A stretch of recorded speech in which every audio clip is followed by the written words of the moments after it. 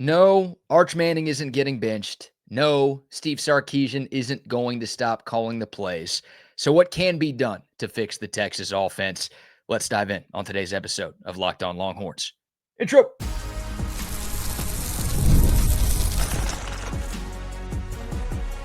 You are Locked On Longhorns, your daily podcast on the Texas Longhorns. Part of the Locked On Podcast Network, your team every day. Welcome in. You are locked on to the Texas Longhorns. I'm your host, BK, Brad Kellner, Texas grad, Austin local, and longtime sports radio host here in the Lone Star State. Thank you for making Locked On Longhorns a part of your day every single day. Today's episode is brought to you by Game Time. Download the Game Time app, create an account, and use the code LOCKEDONCollege for $20 off your first purchase. We will get to some sound from Steve Sarkisian's Monday presser talking about turning the offense around. And also, the SEC honored a couple of Longhorns for their performances this weekend. Get to that. But first, we all know that the Texas offense was downright horrible against Kentucky. They couldn't throw.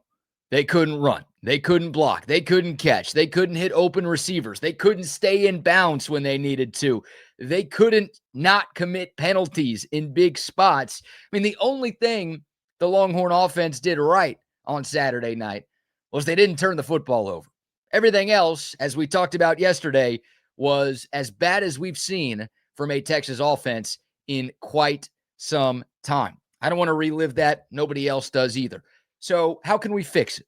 And I'm not talking about in the offseason. I'm talking about right now, this week, before this Saturday's game in Starkville against Mississippi State. No, Arch Manning isn't getting benched. And it's not just because his last name is Manning. Go back to Quinn's first year in 2022. He had some rough outings. The game in Stillwater against Oklahoma State. The game here in Austin against TCU. Those come top of mind. There are a lot of Texas fans calling for changes during those games and after those games. Sark didn't do it. He's a loyal guy. He's loyal to all of his players, but he's especially loyal to his quarterbacks. So, barring a 3-interception first half from Arch Manning this weekend and Texas probably trailing by 2 to 3 scores, Arch is going to be the guy this weekend for the start of the game and for the entirety of the game. And I kind of feel that way for the last 5 games of the regular season. And no, Steve Sarkisian isn't demoting himself either.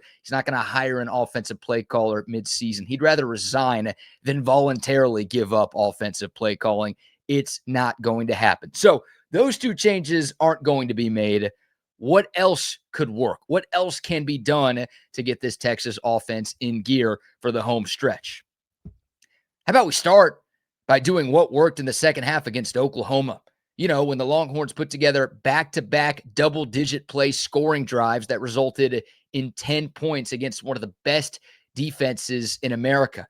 That turned a 6-3 halftime deficit into a Texas lead going into the fourth quarter, and obviously a Longhorn win in the biggest rivalry game of the year. Can we start there? You dominated Oklahoma in the second half. You wore them down in the third and fourth quarters. Let's start there. That shouldn't be that hard, right? Let's go back to taking what the opposing defense gives us, back to stringing plays together to wear down an opposing defense while keeping our defense fresh on the sideline. That seems like a good plan to me. It is one that I had hoped, one that I had foolishly thought that this coaching staff had learned in Dallas. And after all, Texas is really good on defense. They are playoff worthy on that side of the football. And they have developed into one of the better special teams units in the country.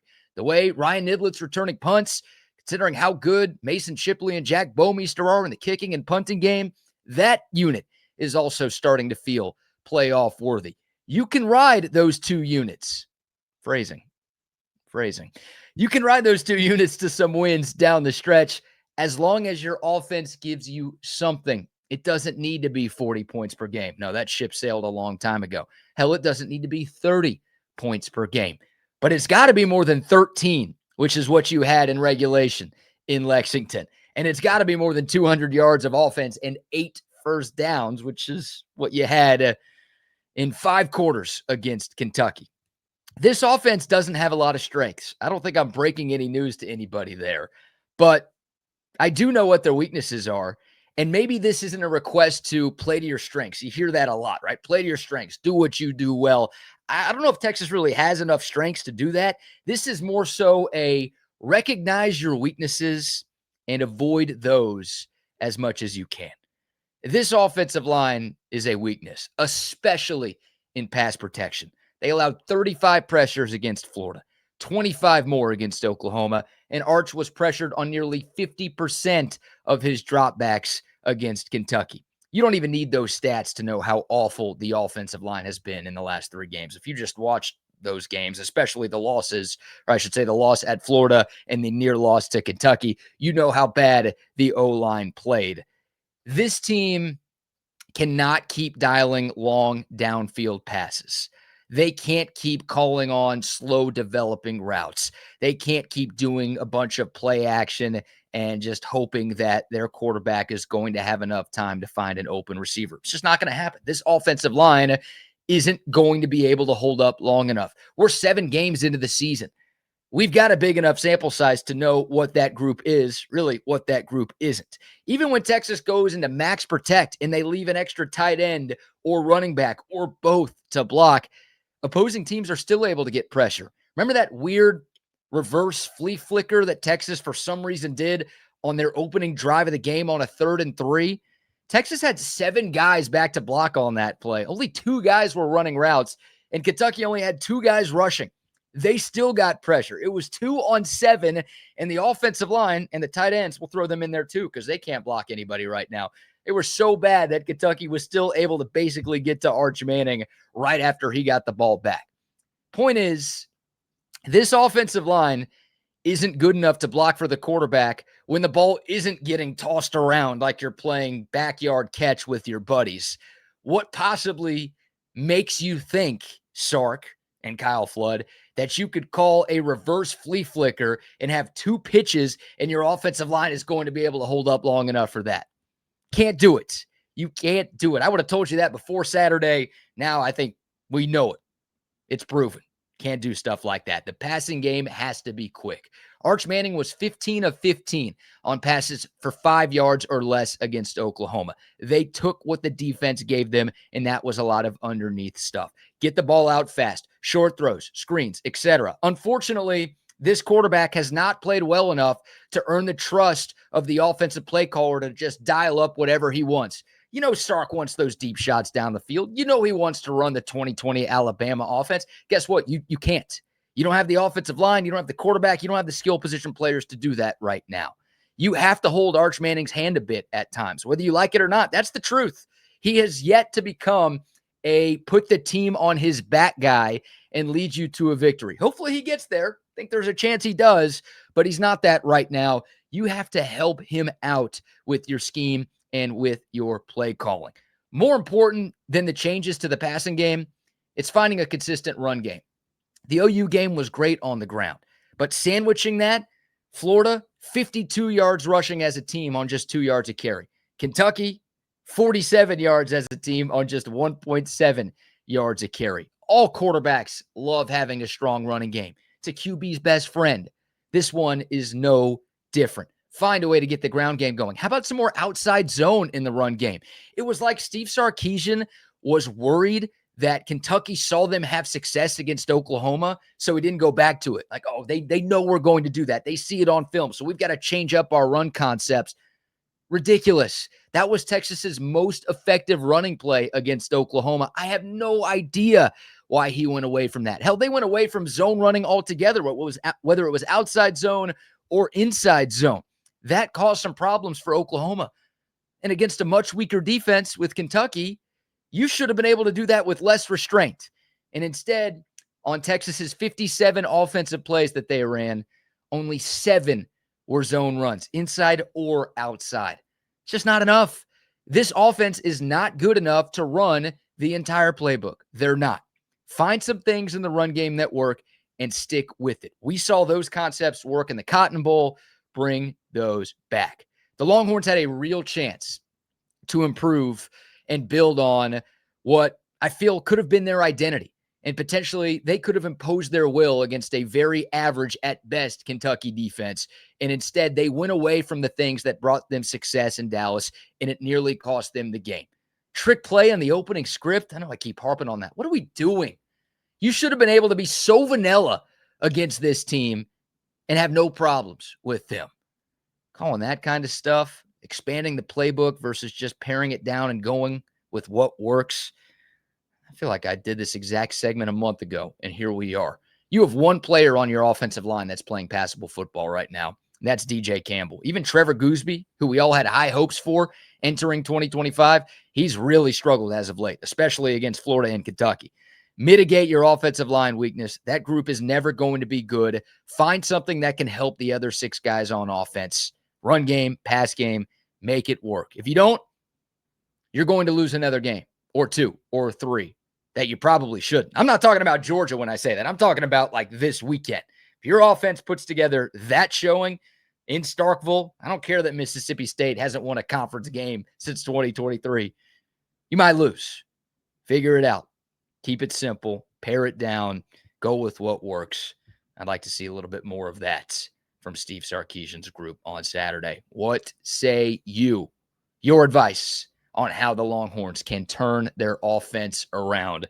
They've got to do it quick before a couple of losses come down the pike. All right. As a follow-up to what we just talked about, Steve Sarkisian gave a couple of inspiring answers to some offensive changes that could be coming as soon as this week. We've got the sound coming up next right here on Locked On Longhorns. But first, shout out to our friends at Monarch Money. Let's be honest, most of us can't even name all of our financial accounts, let alone what we're worth. Between 401ks and savings and investments, it's easy to lose track of all of your finances, and that could mean leaving money on the table, and you don't want to do that. That's why I started using Monarch, an all-in-one personal finance tool that brings your entire financial life together into one clean, easy-to-use interface. I just combined clean and easy to get Cleasy. If you want to use that, you can. It's so easy to use right there on your laptop or your phone. Monarch's visual dashboards and smart tools make it so much easier to understand where your money is going, and you can actually have your money start to work for you. Don't let financial opportunities slip through the cracks. This is just too important. Use the code LOCKEDONCollege at monarch.com for 50% off your first year. Again, monarch.com, the promo code LOCKEDONCollege for half off your first year. And also some love to our friends at FanDuel. The NFL season is in full swing, and FanDuel has an offer that you don't want to miss. Right now, new customers can bet just $5 and get $300 in bonus bets if you win. That's right. You just pick a bet, you put down $5, and if it hits, you're going to instantly unlock $300 in bonus bets to use across the app. FanDuel has more ways to play and more ways to win than anybody else, and it makes watching football way more exciting. The best part, they pay out fast. So take advantage of this tremendous offer that FanDuel is giving out right now. Head over to their website, FanDuel.com, to download the FanDuel app today and get started. All right, welcome back to Locked On Longhorns, your team every day. We've got 3 pieces of sound from Steve Sarkisian's Monday presser. We'll start with this one. I was pretty critical of the way Sark ended his post-game presser on Saturday night. We talked about this during yesterday's episode if you want to check out that segment. Quick refresher. He answered, right after he answered the final question, he yelled, "It's good to be 2-1 in the SEC," before kind of slamming the table and then walking out with a smile. I thought that was pretty sorry. I thought it lacked accountability. I thought he was kind of gaslighting the media and this Texas fan base. And honestly, there were a few other moments from Saturday night's post-game availability where I thought Sark was pointing the finger a little bit too much at everybody else but himself. And don't get me wrong, the players should not be absolved of all of the blame. They carry a lot of these offensive issues. But Steve Sarkisian's the 8-figure coach. It's his job to make the offense look and play good, and he's failing at that. Yesterday, Sark had a very different tone. He was much more accountable. Here's a part of his opening statements. At the end of the day, offensively, I've got to do a better job. I've got to do a better job putting all of our players in position to be successful, and that's blocking people, that's throwing the ball to open people, that's running routes precisely where they need to be.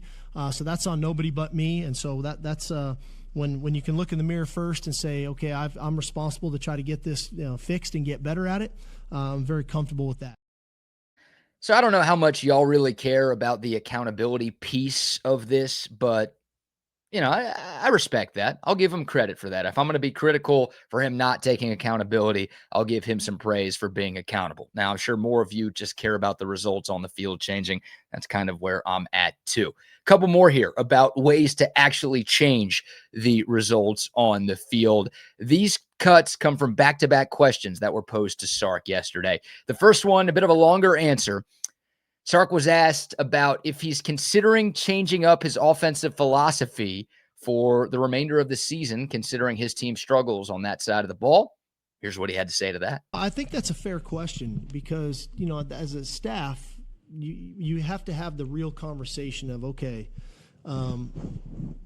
what do we do to help our players be successful? And it's not about what I know. It's not about what looks good on the whiteboard when you draw it up in there. It's about what are our guys going to execute really well, predicated on the defense that we're playing, and where are our strengths. And so, without divulging what we're going to do game plan wise, I do think you'll see some adjustments this week to what we do. But at the end of the day, we have to make sure we're playing complementary football with our defense. I think we made that shift and that adjustment about 3 weeks ago to say, okay, we're playing really good defense. We're playing really good on special teams.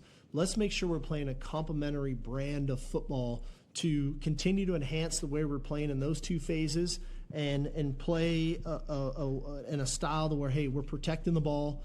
All right, we're going to play a field position game. But to do that, you have to execute 3rd and 1 to 6, right? You got to extend those drives. And so that's got to become a big point of emphasis of ours there, because if you play that way and you're not taking as many risks, you're not taking as many chances down the field, man, you got to be really efficient in those 3rd down distances. And then you got to be really efficient in the red zone because the game can shrink, and so there's not quite as many opportunities. You got to be really efficient. So we got to have a great plan in the 3rd and medium to short range. We got to have a great plan in the red area to make sure we're putting our guys in position to be successful.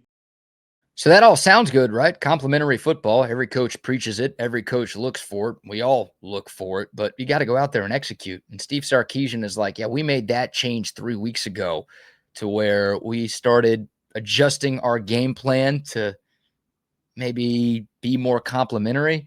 I'm looking at the calendar. I'm looking at Texas's schedule. 3 weeks ago was before the Florida game. There wasn't much complimentary football in the swamp. Again, we saw it against Oklahoma. We know this team is capable of doing it, and we know they're capable of playing at a really high level when they do it.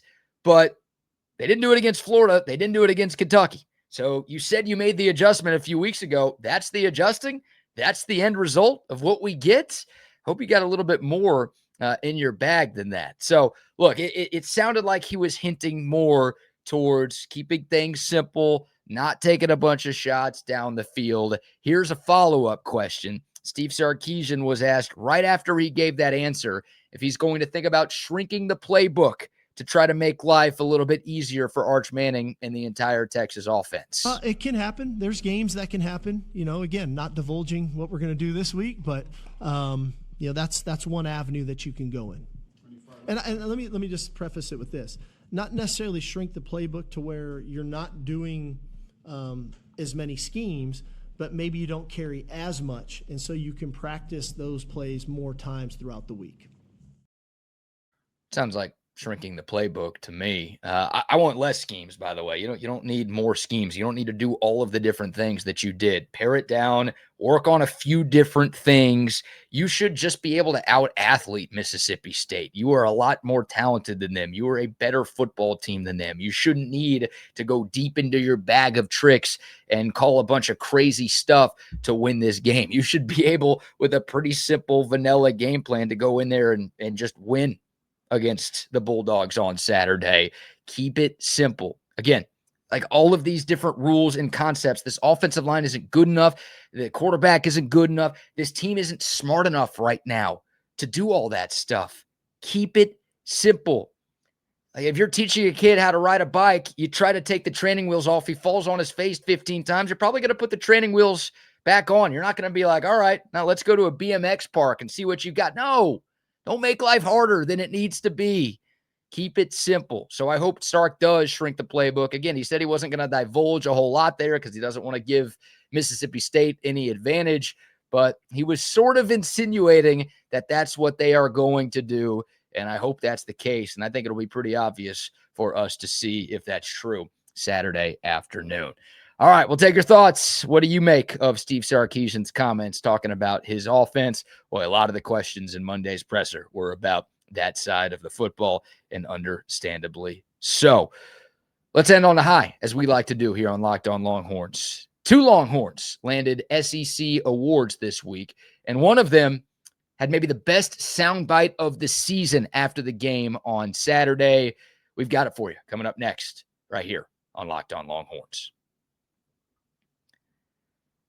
Oh, but first, some love for our friends at Game Time. College football is back, and that is a beautiful thing. There's nothing like attending a college football game in person. The tailgates, the energy in the stands, there's nothing like it.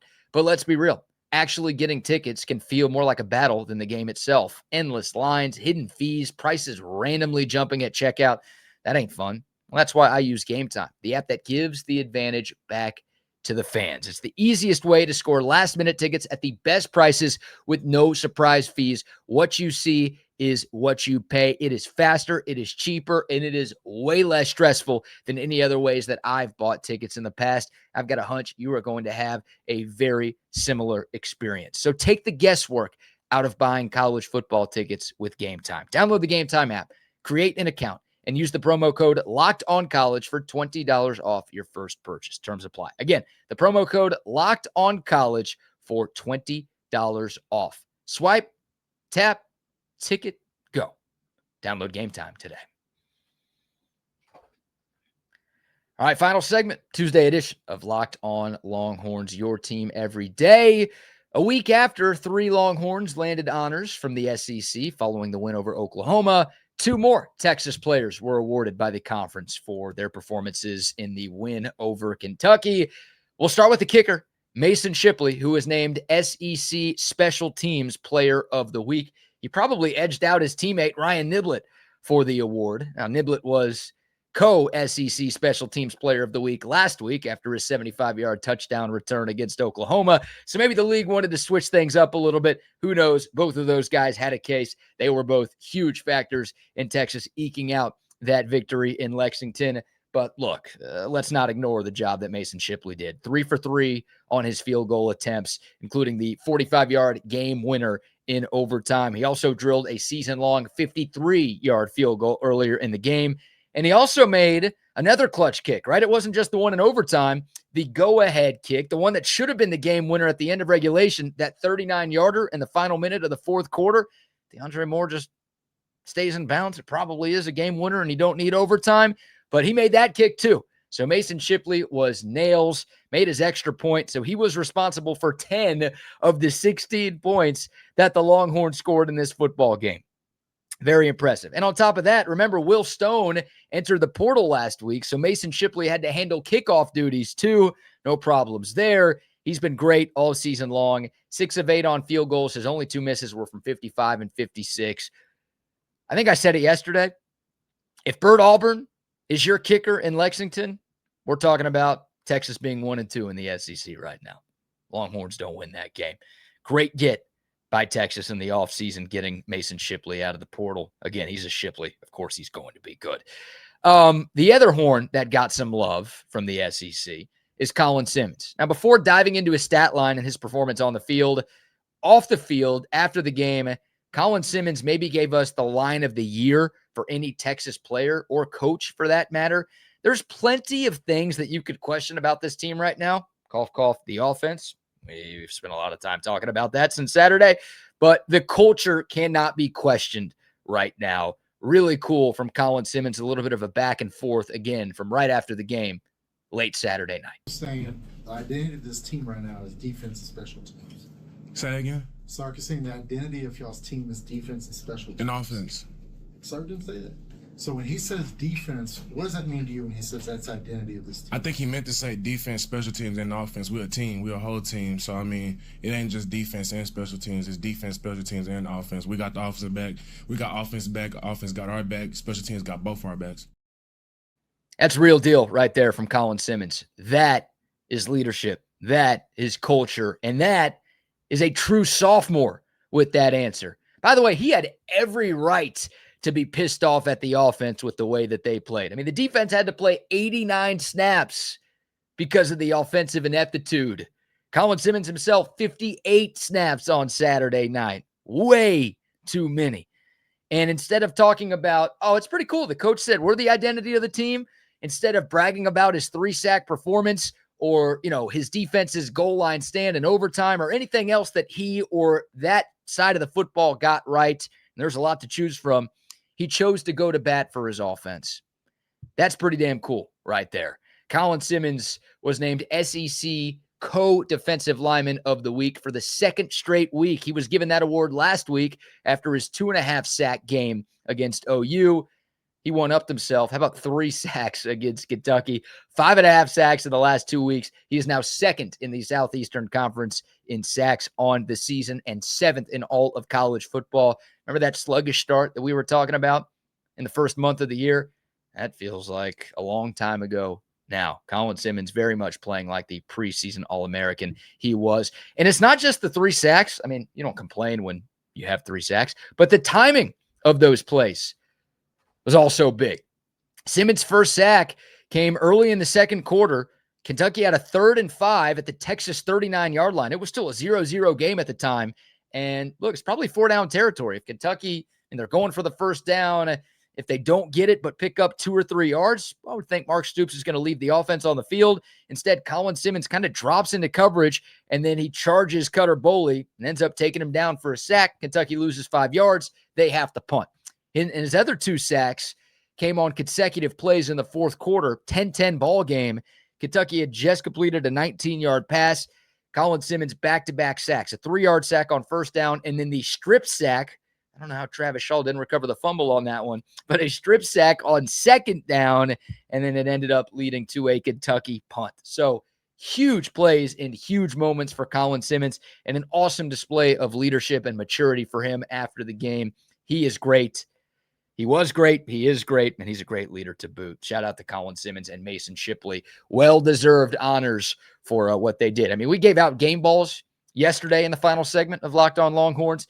And we said there's 6 or 7, maybe even 8 or 9 guys on the defense and special teams who could have gotten one of those. I'm glad the conference, even though it wasn't the most aesthetically pleasing win out there, glad the conference recognized some of those standout individual showings for Texas in those 2 phases. Good stuff right there.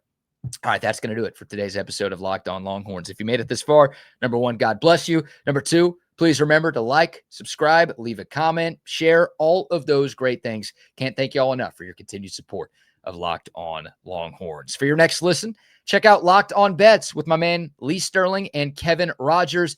They have you covered for all of your sports betting needs, expert analysis, game picks, the lock of the day. They've got it all. Find Locked On Bets on YouTube or wherever you listen to your podcast. More sound from Steve Sarkisian, and we will start to turn the page more to this weekend's matchup against Mississippi State. We need more cowbell. Oh, yeah, and it's coming on tomorrow's show. That'll do it for today. Thanks so much for tuning in. Until next time, horns up, mic's off. We'll see y'all soon. This is Locked On Longhorns.